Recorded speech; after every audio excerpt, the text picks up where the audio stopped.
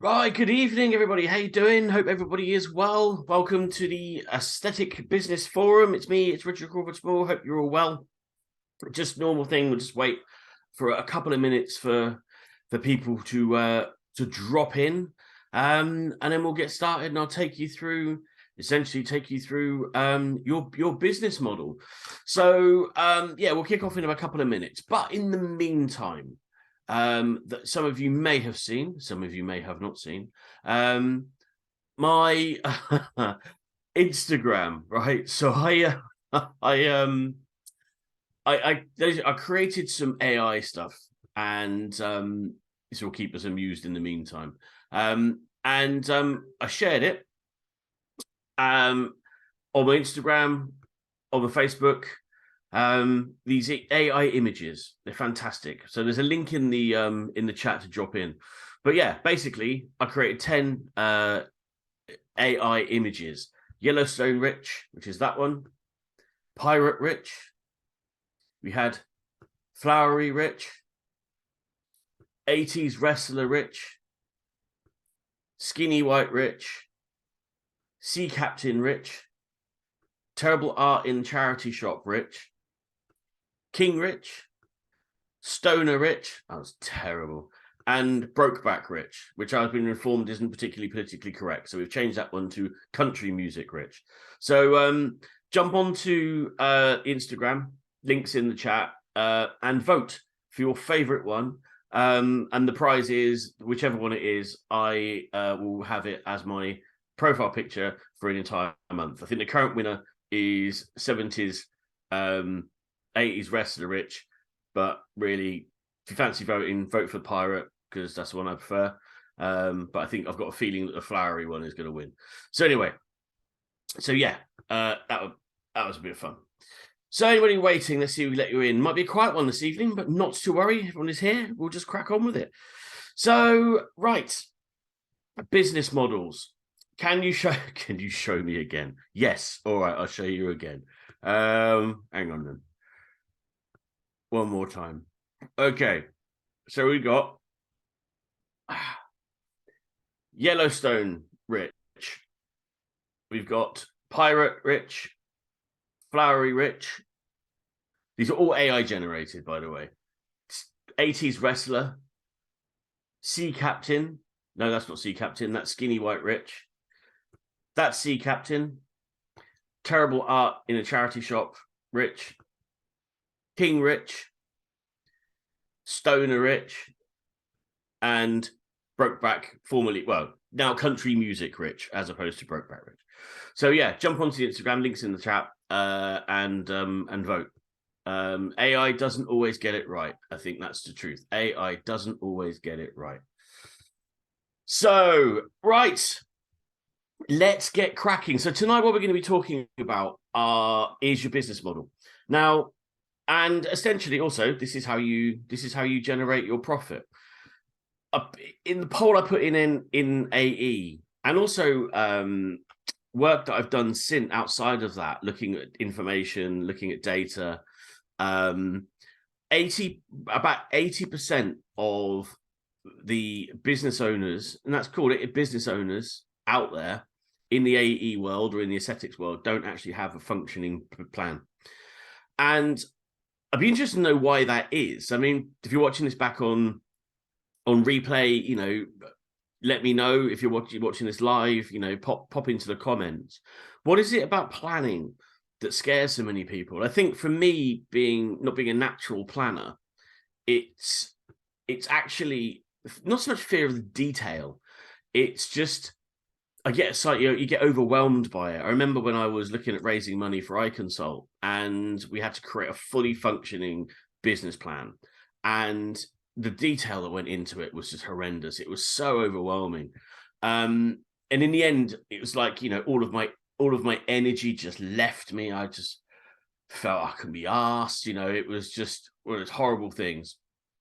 So, and that tends to kind of stall people's business planning. But what I realized, essentially, having worked with you guys and in this market, is you don't need a full business plan, because you're not generally going for investment. What you need is a sales and marketing strategy and a way of moving your clients through a pathway. And I've invested a lot of time in understanding how different business models work, and especially looking at how they work in the aesthetics market. And what I'm going to do tonight is I'm going to walk you through step by step through the journey that you need to be taking. You should be looking at taking your clients on.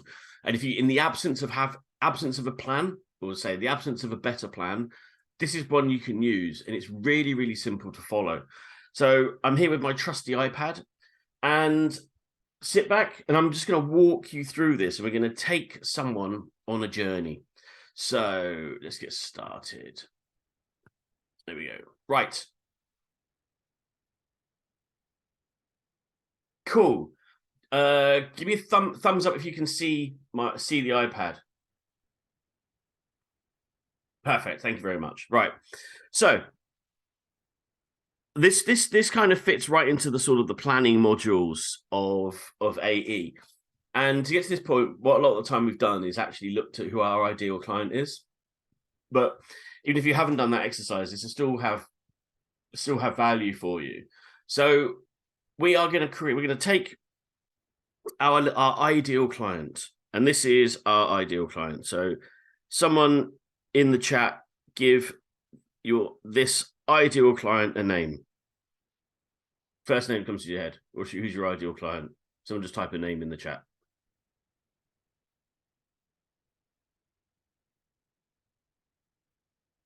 This is the first stage of interaction, and we're failing miserably. Sangeeta. Okay. Thank you. Could have thought a shorter name, but that'll do. Okay, so this is Sangeeta. So now Sangeeta is at the start of her journey with you. And the first part of all of this is we've got to make Sangeeta aware of what you do, aware of how you do it, aware of all the good things, because Sangeeta has a problem, and she needs to know that you can solve that problem. How are we going to help Sangeeta become aware? What is it we can do? What can we? Is there anything we can share? Absolutely. First part of making Sangeeta aware of what we do is through our content. It's always the first step, right? Is our content. Content has 4 different flavors. We've got visual, we've got audio, we've got written, and we've got interactive. So someone pop in the chat, right? Give me an example of some of the different types of content that you can create that would provide awareness for Sangeeta. So what kind of things have you got? You might already have them. You might be thinking about creating them, but what sort of things have you got available right now that you can put in front of Sangeeta to give her awareness of your content? So we've got reels, stories,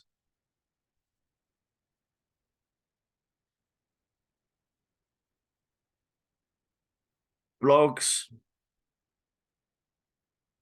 great, photos, we pop that in here, photos. Anything else? Podcast. Yeah, perfect. It's all really good stuff.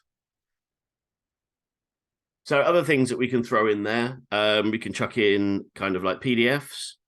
So downloads, you've got quizzes and polls you can put in here. You've got, live, because I'm going to put live in there and live in there because lives are interactive as well. Newsletters, absolutely. We've got newsletters. There's all sorts of things we've got. Lots and lots of different types of content. And the simple way of thinking about all of these different things is they generally all come underneath one term. And that term's a lead magnet. You might have heard that term before. But essentially, it's a lead magnet. What we're doing is we're creating awareness for Sangeeta that she has a problem and we can solve all of this. And the way a blanket term for a lot of this is lead magnet, but also I actually just call them, they're gifts. They're free gifts.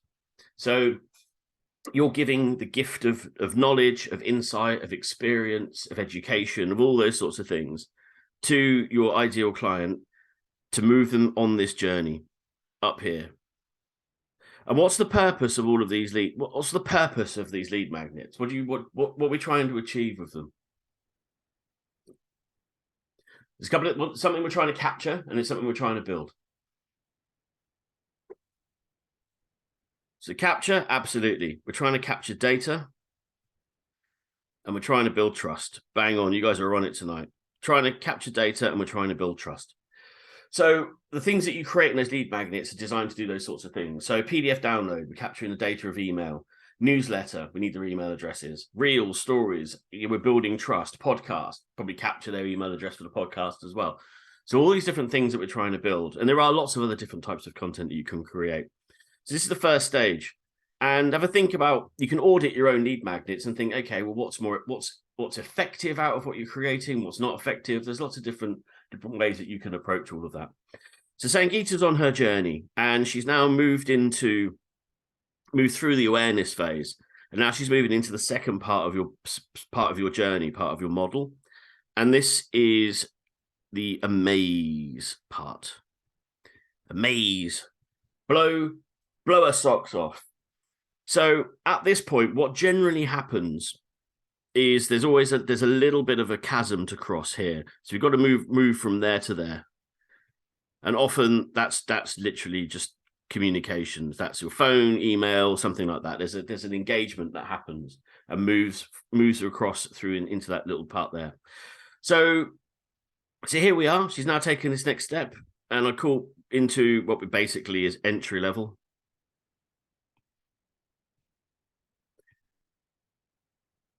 And what's happening here? What's the sort of activity that's happening for you guys at this point here? What's Sangeeta being engaged with?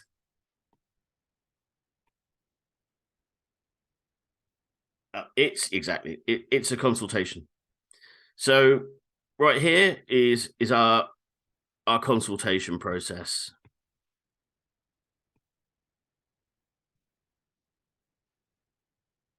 And the consultation process, again, when you break that down, and we're not going to do it, I've done we did a session a couple of weeks ago looking at the consultation process in real detail. So I'm not going to go into that too much today, but this is just building out the model. But if you want to reflect back on that, there's also content in Matrix that are looking at consultation process. But ultimately, consultation process for me it goes through a series of simple steps. Its first thing is kind of like, you want to sort of build rapport. We want to understand the problem. We want to position our solution. And we want to get a commitment.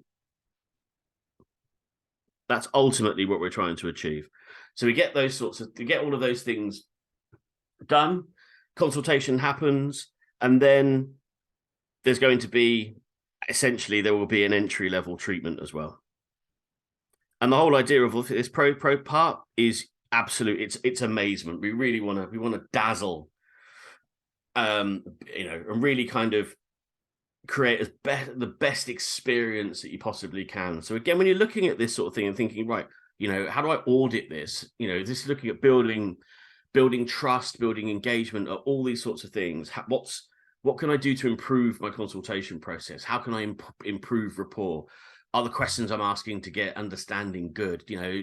Am I positioning the solution correctly? Am I asking for commitment? It's amazing. I heard a cracking term earlier. It was friend zoning your clients. There's so many times we friend zone as opposed to actually asking for a commitment, a commercial proposition. We have a lot of chats in the UK, but we have to actually ask for the business. So we do that, move them through, and then into the next step. So she's had this entry level treatment. It's gone really, really well, and then we move into the next phase, which is, as I call it, it's your core, or another way of looking at it is it's bread and butter. So give us an example. So and basically bread and butter is, it's where you make 80% of your money. So what would you say, what are your your bread and butter treatments, procedures. What is it that you currently do that generates 80% of your revenue? And for those of you who are doing injectables, it's going to be Botox. That's in there. God, my handwriting, terrible. I'll actually write it so you can actually read it. Botox or toxin, skincare,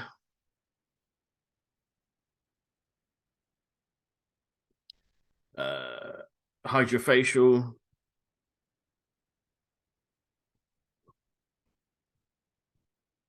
These are all good. Subscriptions, that's an interesting one. I'd have put that one a bit later, but that's cool. Subscriptions, those sorts of things. Great. Actually, hydrofacial is always actually a really quite an effective entry level treatment as well in terms of generating revenue. So you've got subscriptions. So now we're client Sangeeta or Dawn. Someone else put that name in there as well. It's easier to say. Is going to sit here for a while, and we are delivering. This part here is about all that delivering. What are we delivering?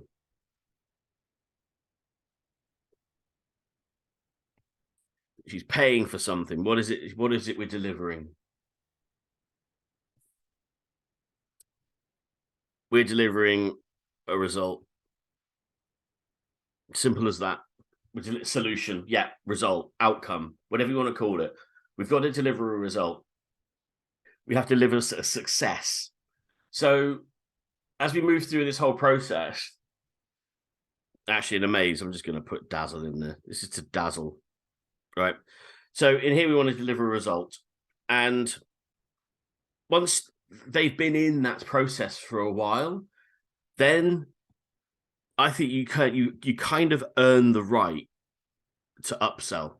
You earn the right to allow them to take the step into this next part of the journey with you, which is essentially, which is upsell. And I just kind of think about it, it's more, it's bigger, it's harder, it's just more. So give me an example of what you would look at as an upsell. What would you currently talk about as, where would you drive as an upsell? So she's been with you for a while. You're now thinking, okay, where are we going? What's an upsell that you would provide? Yeah, membership.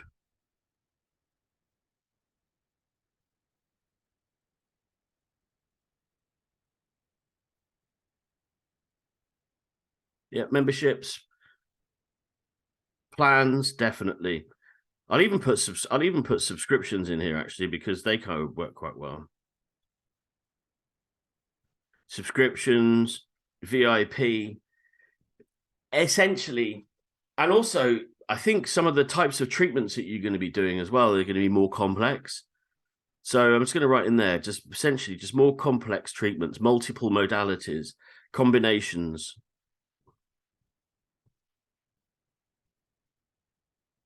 And this is a model, works really, really well. So it's kind of like in the absence of a plan, this one will do.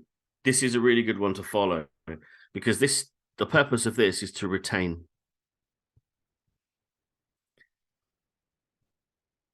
And we want to be, and essentially what we want to be here is just building a relationship, and refining and defining our relationship.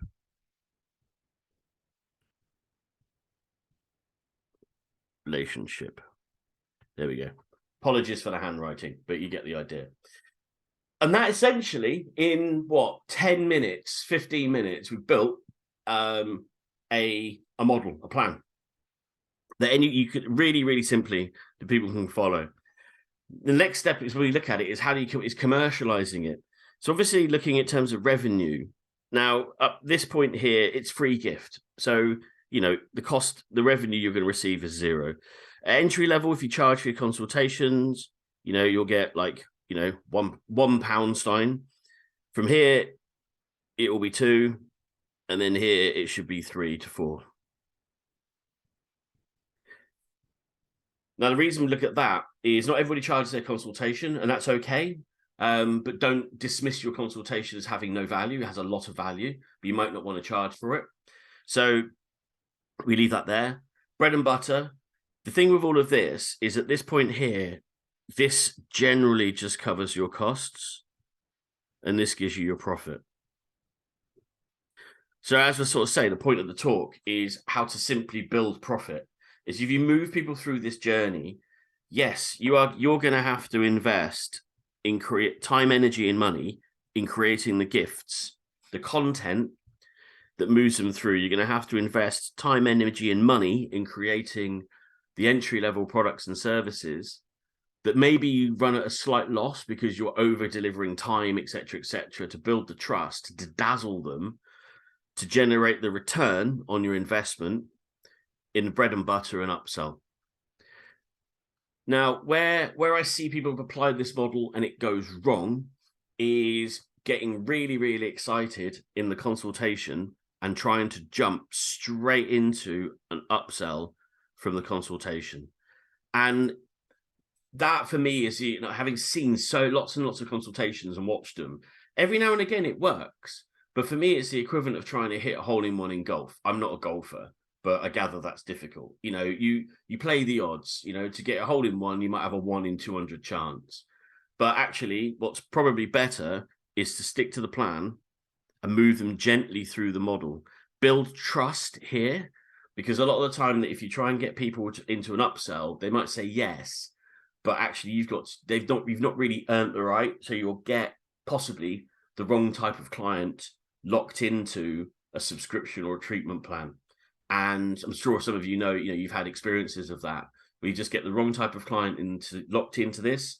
It's like marrying the wrong person. You know, it becomes difficult, painful, and challenging to extricate yourself from it.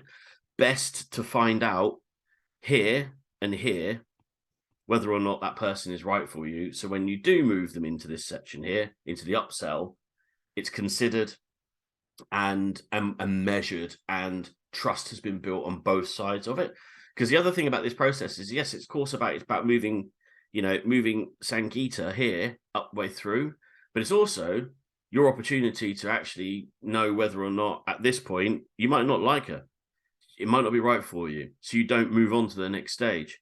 And the same here, and the same here. You know, you put these little blocks to protect yourself, and that's why we have these little chasms, these little jumps. Does that all make sense? Give me a thumbs up if you're following me so far. Cool, useful. If any questions you've got, pop them into the chat, and I'll go through it, and I'll pick them up as we go through. So the next part of this I want to show you is actually what I talked about, that consultation. Now, I actually think as a model to help move people from one section to another. So we're now looking at these little jumps in between here. So how do you move people from, you know, a gift into entry level? How do you move someone from entry level into bread and butter? How do you move them from bread and butter into upsell? Is to, again, have another plan, have a slightly more considered plan. So I'm moving through the stages, because this is, just think of this as, if you approach this with every single client, have a strategy for every single time, and it's a process that you've captured and replicable, then the great thing about doing things like this to a plan is, if it works, you can repeat it. If it doesn't work, then you know where it fell down. So let's take this as we're moving someone from our bread and butter treatments into a upsell. Well, first thing is, is it attractive to them? So one of the things I would want to know before I'd even start to position that is, have we had some success? So the before and afters, are they happy with what the treatments they've been receiving up until now? They should be thrilled, because if they're not really excited about what's happened when you've been doing your core work, then probably a little bit too early to look at an upsell. So have we got some success? Connect. Do I like them? Do they like me? Or is this kind of a marriage of convenience? Do I really like them? in a sense, is this engaging? Is this going to work? And your sixth sense, your gut instinct, people ignore it far too often in business. Just trust it. We've had some success. Yeah, we get on okay. Do I actually understand the problem? Do I know in my heart that an upsell will help them solve their problem? And problems at this point are generally come down to time, energy, and money. So we've got success. We're dealing with the situation, the solution. We've connected with them. We get on well. We understand the problem, and there is a benefit to them moving into the upsell, because again, it's difficult to sell a higher priced ticket if there's no reason for it. So again, you're all ethical people. So really, is there a problem? Or are we okay? Then position the solution.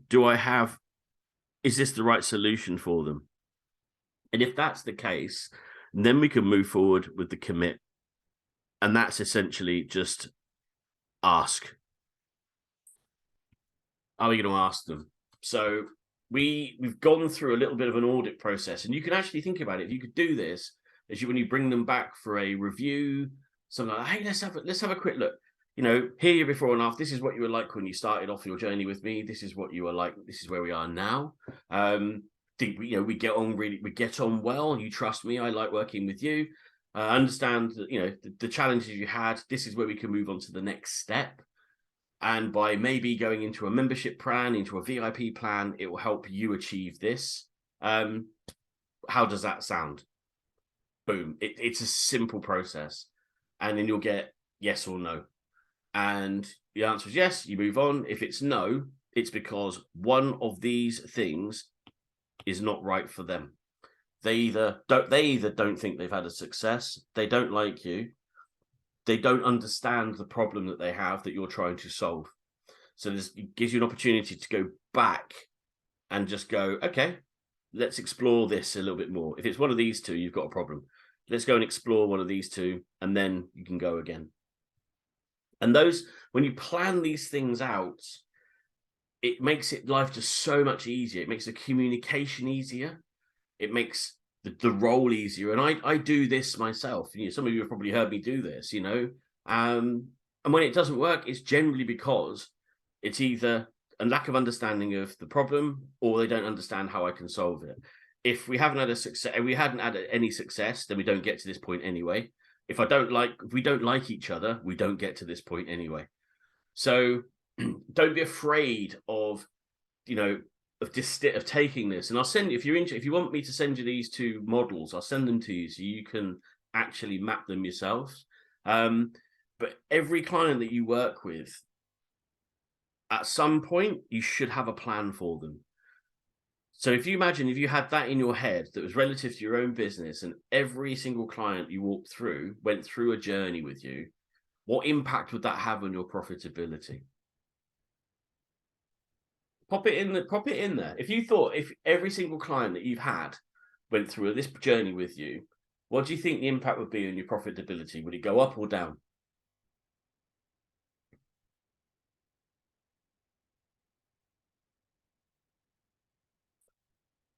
Up. Yep, it would. And working to a plan unlocks a business.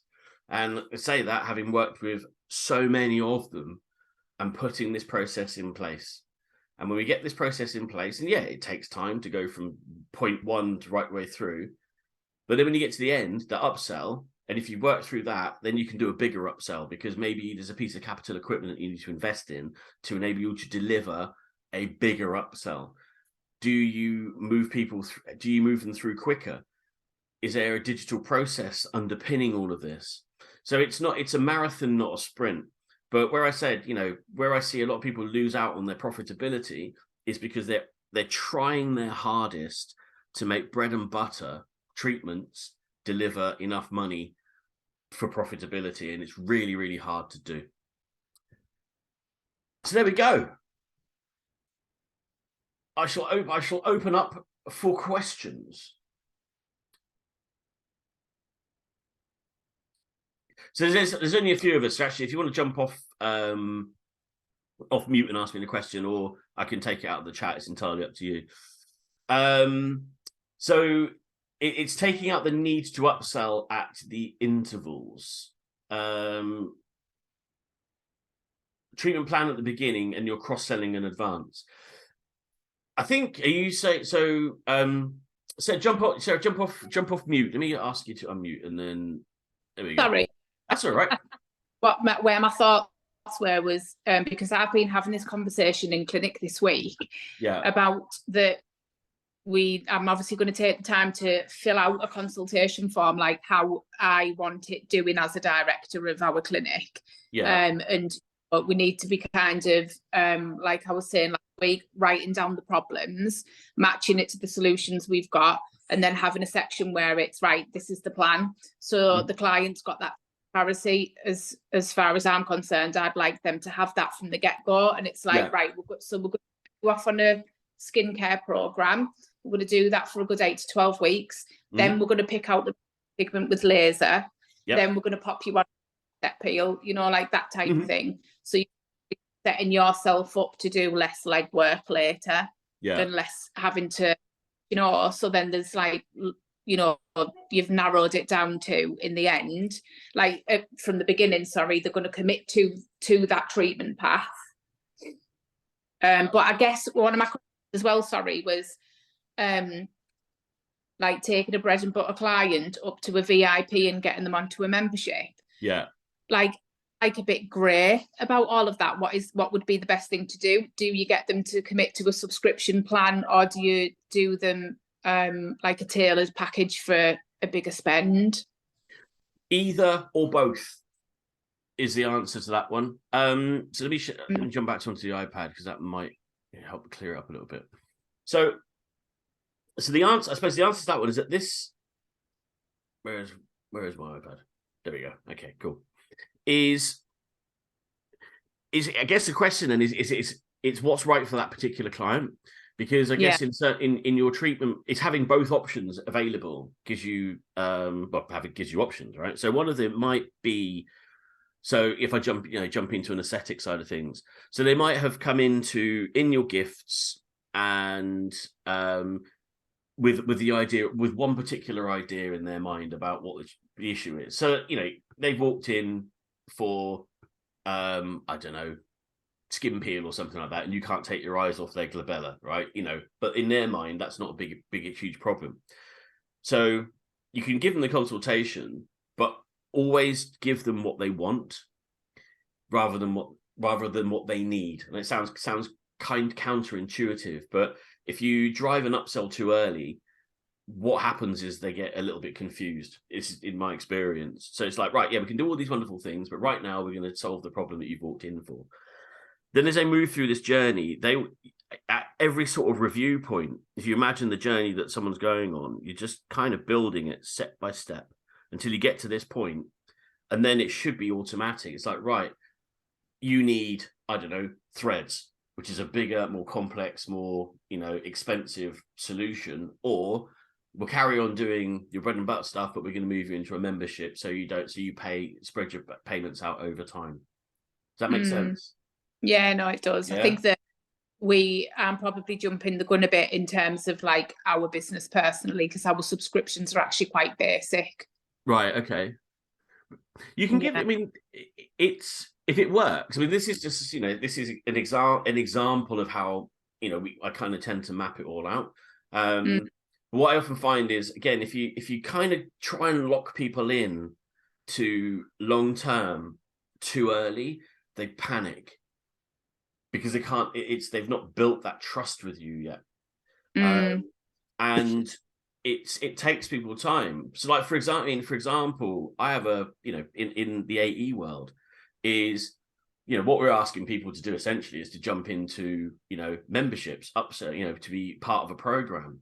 The entry level stuff is essentially what we're doing right now. And it takes time. People move through that, 7 hours of content, 11 touch points, 4 different channels. It takes time to get in to build that sort of trust. What you're doing is delivering a result repeatedly over and over and over again. And then they turn around and say, do you know what? this is brilliant. I love this. And then when you come, hey, I can do more for you. That's brilliant. Or we can spread your payments out over a longer term, take some of the pressure off of your your financial situation or whatever. Make sense? Yeah. Yeah. A lot of this is also testing, sitting with a client, your ideal client, and then just asking them, what would if we were to do a subscription based around this, and this, how would you feel about that? Oh yeah, that'd be great. Or no, I don't care. It's hard, isn't it? Because like you don't want to kind of spend loads of time either like constantly doing like bespoke stuff just for. That's why I think in our top, when we did the quintile exercise, I further split our top spenders by and then the top 10 of the top spenders are now in a whole different like ball game for me. And those are the ones that I struggle with. It's like they are quite happy to just come in and pay for whatever I tell them that they need. Yeah. So it's like, do I having said that, I don't think a lot of them would want to be on a monthly payment. Do you? No, we've tried. We've approached a couple of them, and they've not wanted to do it. I don't know if you just think. Sorry, they like to just come in. Like a couple of them are actually like friends of ours, and I tried not to deal with them like in terms of like the C Jeanette Moore, who was our skin therapist, and she's broached it with my friend's husband.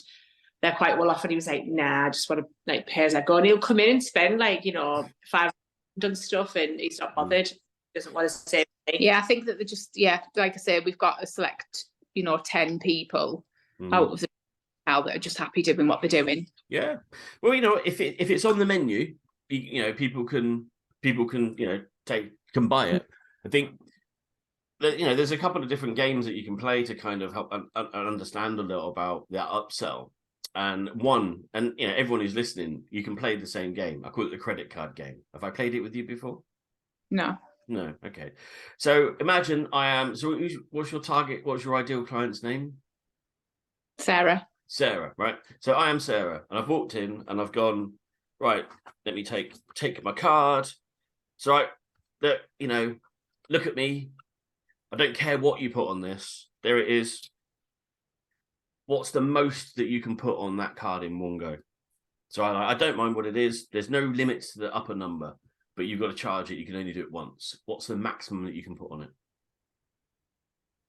Is this in terms of like what the treatment plan will look like? Yep, I've literally given you total freedom in charging whatever you want to charge for a solution for me. And if you were to add all of it together, what would the total number be? Maybe about $4,500. Okay, about $4,500. So one exercise you can do is think of a way that you can double that. So how could you charge closer to 10? And the reason is not necessarily because you're going to sell loads of them. You might do, but you might get one.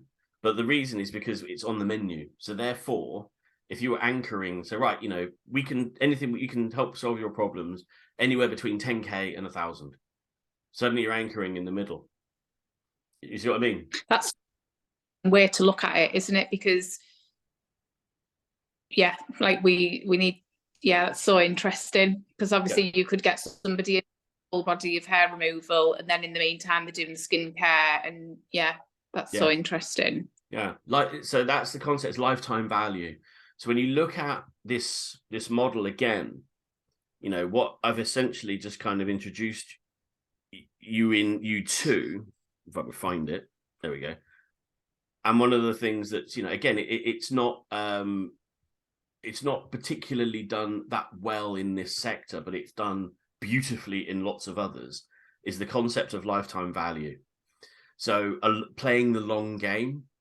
And this is why, when the work we do at AE, and this, you say, I spent a lot of time in it and investing and understanding how this all works. Because first, one of the things we need to do is put fires out and manage people's anxiety levels. Because to put this together, it takes creativity and think, and a positive, a kind of an abundance mindset, if you like. And because what happens a lot of the time is fear gets in the way. And fear drives this. If there's 10K here and I'm here and I'm a bit skint, I'm going to try and go for the 10 grand every time, as opposed to just play the long game, £1,000, £500, build trust, build trust, build trust. And then over time, when you realize, you add up the Sangeeta's or Sue or Sarah's journey over a lifetime, that's where the value, that's where the profitability comes in. That makes sense? Yeah. Yeah. Got to play the long game with every single client. And that's the beauty of this model, is it allows you to play that long game. So just to sort of bring it back, summarize it, is everyone starts here with a problem. Then they go out and they go look for the solution for that problem. Your content gives them the awareness that you are the person to solve that problem. And if you think about it, if you're putting out a podcast, blogs, PDF download, you've got a newsletter, you've got a quiz and poll on your website, you're going live once a week, you've got reels, photos, and stories on your Instagram. That's a shitload of content that is going to accumulate real depth over time. So when Sangeeta jumps into your content, there's a lot for her to consume. All of that builds trust. So then she gives you some data, enables you to communicate with her, and you might actually throw this content in front of her all the way down here, like a trail of breadcrumbs, which follows.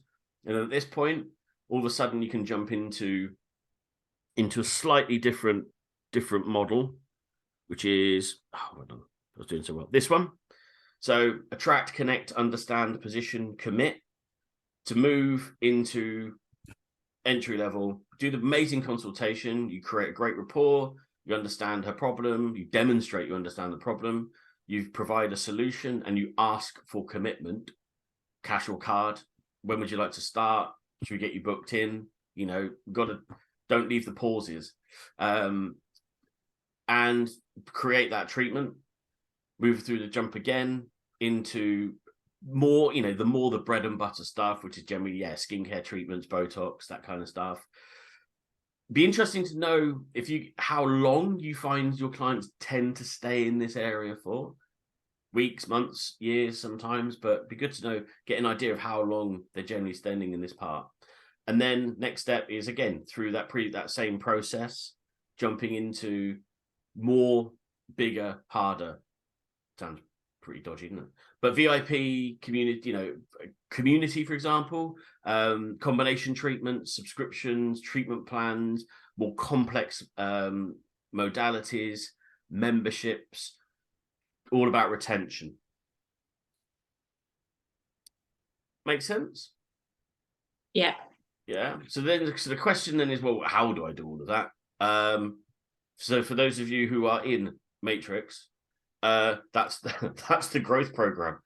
Start a goal, plan, culture, content, community, opportunity, revenue. Work through that. In fact, actually talking to you all are in. That's quite cool, isn't it? Yeah. So essentially, that's the kind of journey, is building all that sort of up through. But if you're looking for somewhere to start, I always think start at the beginning and just do a little audit over what are your lead magnets.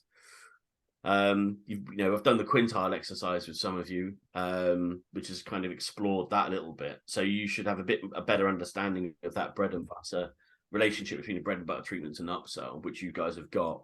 Some of you need a bit more of an understanding around the lead magnets, and some it's around the consultation. So it's just a case of finding out where you are and put the content in front of you.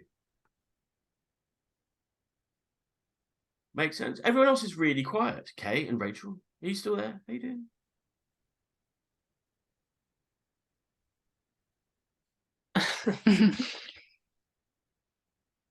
Kay's messaging. I just got yes. Okay, Rachel, are you good? Well, yes, in between kids' bedtime, not a problem. Well, I'm going to assume that's okay, because I've just checked my emails. I've had a whole load of emails from people who couldn't get into the call. I don't know what happened. I had to go on my phone in the end. Did you have trouble getting in as well? Yeah. We're on Sarah's phone, which is really okay. That's good. That's good to know, because I thought it was a bit quiet. But yeah, it couldn't on a computer. Okay. in But my that sounds to me like a Zoom issue. Okay, I'll have to have a look at that because that's not good. But yeah, I've just got a stack of emails and noticed going, can't get in. So that's good. I was worried that people are being bored of me already. Oh no. Oh no, no. No. If people are trying on Macs or what, but we've tried on a desktop computer and like, you know, not a Mac, and we've struggled with that. I don't know whether. Okay. Well, I'll message to those of you watching back. Apologies. I will try and work out but I haven't changed anything. Yeah, I'll try and work out what that happened for next time. Cool. All right, guys. Well, this that was useful. So stuff to go in, have a little think about. But yeah, I would just look at that journey and just think, okay, for me, it's a process of continual improvement. You know, you get one stage looking great, and then move to the next bit. And by the time you get to the end, you go back round, and your lead magnets will be out of date. You've got different things you want to talk about. You'll have brought new products and treatments in that you can talk about. So it's just, you know, it's never done. And this is one of the big things I've kind of realized is it's never finished, ever. So you've got to make it fun, you know, make it enjoyable. That's what I think about creating content is it's try and make it as fun for you as possible, because it's something you're going to be doing for, you know, as long as your business is around. So do the AI photos and take the piss out of yourself, because it just makes it, you know, otherwise it just gets, you know, it can get quite monotonous. Yeah. Hi, Richard. It's Kay. Sorry, just quickly. Hello, everyone. So it's been really interesting actually, because this week I've been looking at, you know, oh God, what do you call it? The client journey that we went through on our one-to-one. That's been invaluable. It has blown my mind a little bit, but I have started on doing that. And that's why that is so important, isn't it, for this? Because the regular mail shots will trigger them then to hopefully move on to the next step, because I'm always in fear of losing them, because if I'm always doing the consultations when they go to practitioner, that's when they can drop off. But the mail shots will keep them going though. Is that right? Yeah, that's exactly right. It's only just twigged. You are sorry? It's only just twigged. Right. Yeah. Took a while. It's fine, you know. Sometimes it takes a little bit of time for the stone to hit the bottom of the pond with me as well. So, you know, it's okay. But yeah, it's the more consistent. It's a consistent communication with marketing. I think it's, some people feel about, oh, I'm overdoing it. I think it's difficult to overdo it, because people aren't going to react the same way to the same piece of content twice. So if you think about how many times, you know, you see, wait, you're going on holiday, Kay, right? Where are you going on holiday? Dubai. Okay, have you been before? Only to the airport. Okay, so why Dubai? Just because I've been to the airport lots of times, and you hear so much about it, don't you? So it's FOMO, isn't it? But you could have gone to Dubai before, right? Yeah. So you've been to the airport lots of times. You've heard a lot about it, and now you're getting FOMO. Yes. It's because of the repetition. Yeah. If you just been to the airport once and you heard some of your mates said, yeah, it's all right, you probably would have bounced it. It's the repetition that drove the in your mind. You're like, ooh, could go there. You've heard about it a lot. So it's the same thing with, you know, with communication in your marketing. It's repetition, bang, over and over and over again. And then they make the decision. And if you're not putting the content out, you're not giving them the repetition. I think that's the chokehold though in your business, isn't it? Is because your staff members believe that just speaking to the clients about something once, when they say no, or they say, oh, I'll think about it, they never go back and revisit it. And especially the younger the practitioners are, the more difficult it is to train them into. The more you talk about it, the more familiar it is. And then that's just a natural progression, rather than, oh no, we spoke about that once and they said no. Well, that's I'll dig out there's some, I have it somewhere. There's a book about data, and it talks about sales process. So, you know, my background is in sales. My first sales job was selling digital printing. cold calling, 150 calls a day to make my appointments to go and sell print. And it was 8 calls to the same person before I get a meeting. 8. And that's printing. I'm ringing them. They didn't really want to hear from me. Whereas in your situation, these people are coming in, they're making contact with you. So it actually reduces the number of times, but it's still, you've got to make contact with them at least 3 to 4 times before they're, ready to buy. And it's a lot of it's around timing. So from your team's point of view, if you're not creating the opportunity, if they're not creating the opportunities, then they're going to miss the timing. This is why commission-based sales is so good, because it incentivizes people to make repeat calls. So you increase the likelihood of connecting with someone at the right time. Does that make sense? Yeah, definitely. Yeah. One of the most lucrative times of the day when I was doing digital print was Sunday morning. So I would ring the decision makers on a Sunday morning. Do you know why? Because they were either stood next to a hockey pitch, a rugby pitch, or a football pitch. Watching the kids playing sport, peeing down rain, they're bored. They'll talk to anyone. Timing. It was all about timing. There you go. You have that one for free. Cool. All right, guys. So that was useful. We're all back Monday morning at 10 o'clock for our G Up kickoff sessions. In the meantime, you know what you're working on. Ping me if you've got anything, any questions, anything like that. Yeah, let's just keep moving forward. All good? Yay. Cool. All right, guys. Have a great evening. Catch up with you soon.